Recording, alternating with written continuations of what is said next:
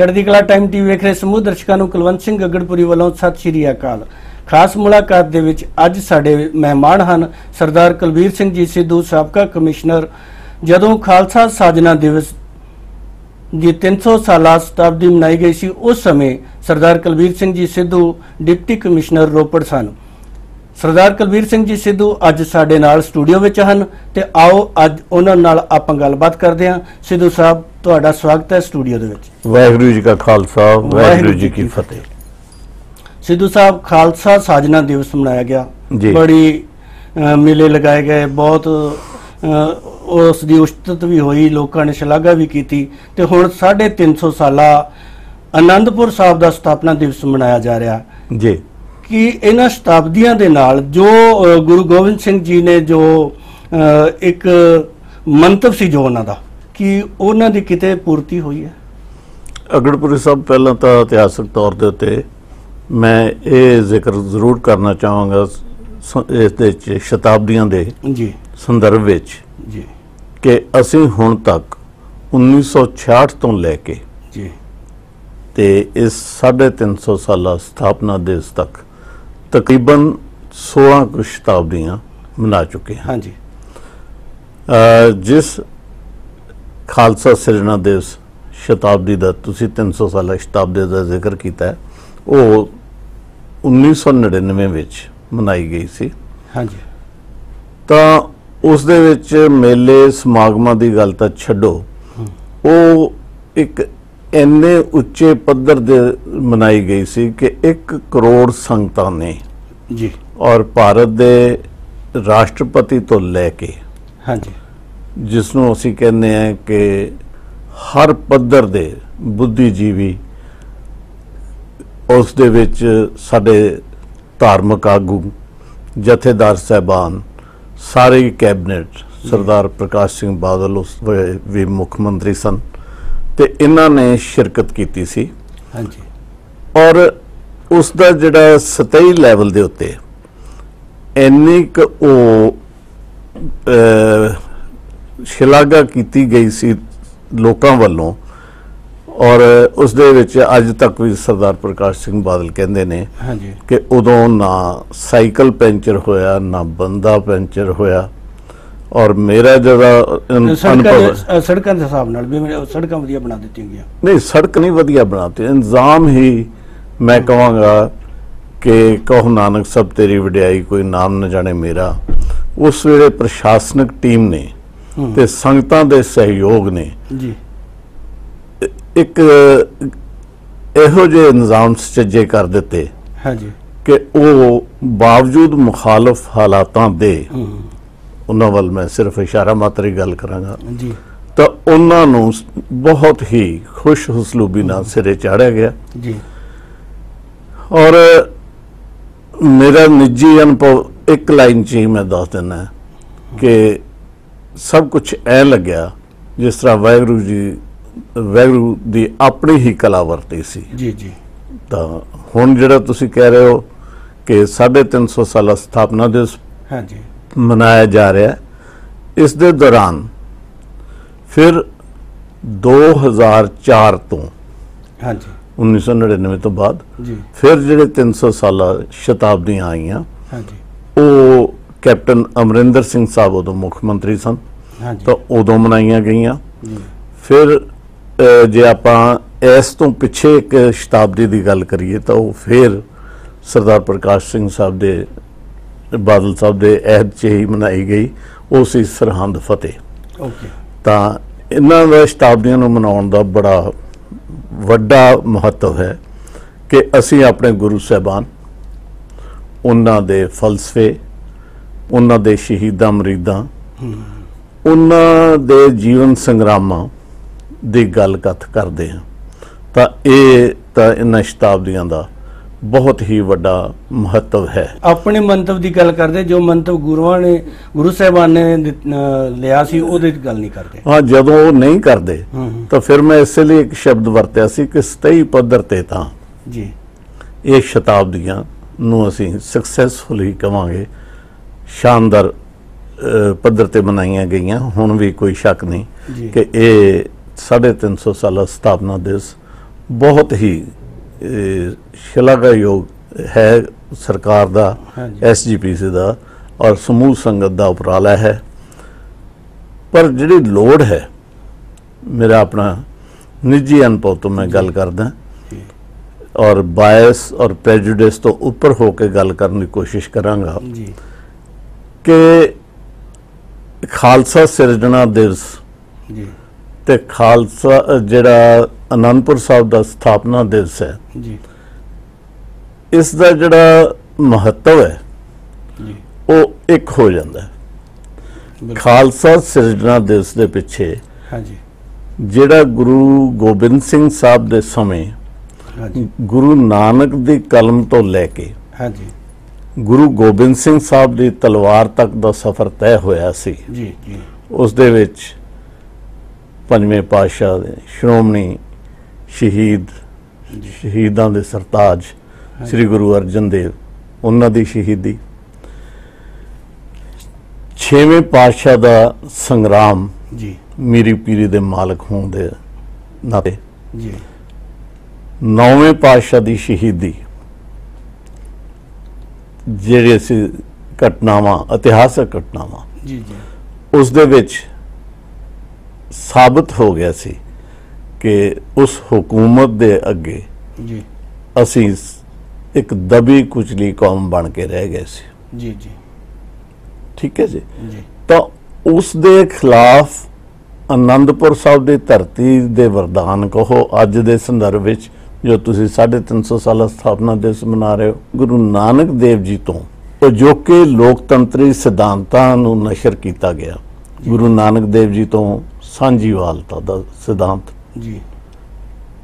एक ओंकार दा सिद्धांत, किरत करन दा, नाम जपन दा, वंड छकन दा सिद्धांत, और सारे गुरु साहबान दे अपने अपने योगदान आउंदा रहा हर गुरु का। तो मैं तुहानूं कह रहा सी कि खालसा सिरजना गुरु गोबिंद सिंह साहब वालों की गई 1699 दे विच। कित्थे कीती गई? मैं कहना कि ये दोनों शताब्दियां दे जिहड़े महत्व है वो एक हो जाते हैं। वो श्री आनंदपुर साहब की धरती ते कीती गई। बिल्कुल।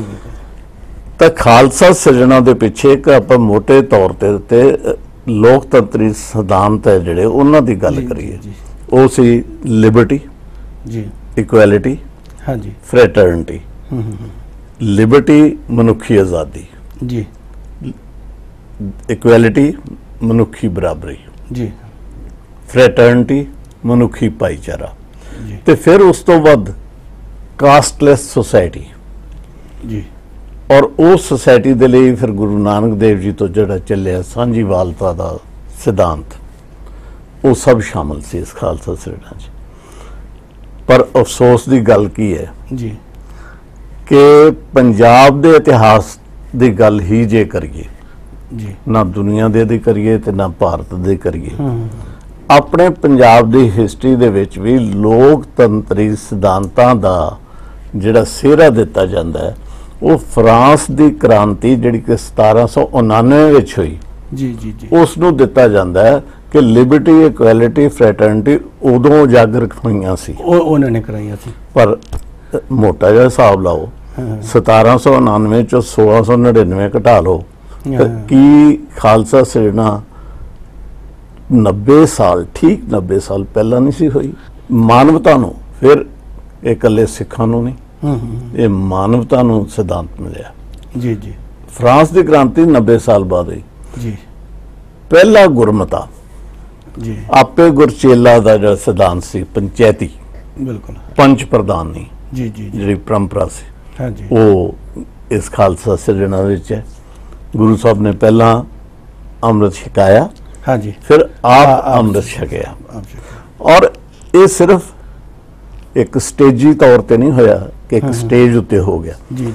इसका अमली जामा इसनूं उदों पहनाया गया 22 दसंबर 1705 की रात नूं वड्डे साहिबजादे ते प्यारे पुत्रां वर्गे गुरु साहब दे सिंह शहीद हो गए। 5 सत सिंह, 2 प्यारे ते ਉਹਨਾਂ ਦੇ ਜਿਹੜੇ ਬਾਡੀਗਾਰਡ ਸਨ, ਰੱਖਿਅਕ ਸਨ, ਜੱਦਰ ਭਾਈ ਮਾਨ ਸਿੰਘ, ਬਾਬਾ ਸੰਗਤ ਸਿੰਘ ਜੀ, ਬਾਬਾ ਸੰਤ ਸਿੰਘ, ਇਹੋ ਜਿਹੇ 5-7 ਸਿੰਘ ਰਹਿ ਗਏ। ਤਾਂ ਉਹਨਾਂ ਨੇ ਪਹਿਲਾ ਗੁਰਮਤਾ ਕੀਤਾ ਸਿੱਖ ਕੌਮ ਦਾ ਹਾਂਜੀ ਕਿ ਗੁਰੂ ਸਾਹਿਬ ਜੇ ਤੁਸੀਂ ਹੋ ਜੀ ਜੀ ਤਾਂ ਪੰਥ ਹੈ, ਜੇ ਤੁਸੀਂ ਨਾ ਰਹੇ ਤੇ ਫਿਰ ਪੰਥ ਵੀ ਨਹੀਂ।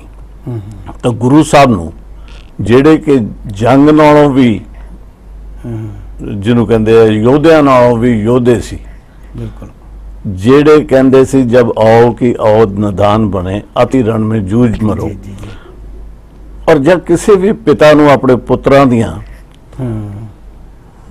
ਦੇਹਾਂ ਕੋਲ ਦੀ ਲੰਘਣਾ ਪੈ ਜੇ, ਆਪਣੇ ਸਿੱਖਾਂ ਦੀਆਂ ਦੇਹਾਂ ਕੋਲ ਦੀ ਲੰਘਣਾ ਪੈ ਜੇ, ਜੀ ਜੀ ਤਾਂ ਸੋਚ ਸਕਦੇ ਹੋ ਵੀ ਕੀ ਕਿੰਨੀ ਔਖੀ ਘੜੀ ਹੋਏਗੀ। ਪਰ ਪੰਚਾਇਤੀ ਫੈਸਲਾ ਗੁਰੂ ਸਾਹਿਬ ਨੇ ਮੰਨਿਆ ਜੋ ਉਹਨਾਂ ਨੇ ਔਰ ਅਮਲੀ ਜਾਮਾ ਜੋ ਪਹਿਨਾਇਆ ਸਿਧਾਂਤ ਉਹਨਾਂ ਨੇ ਜੀ।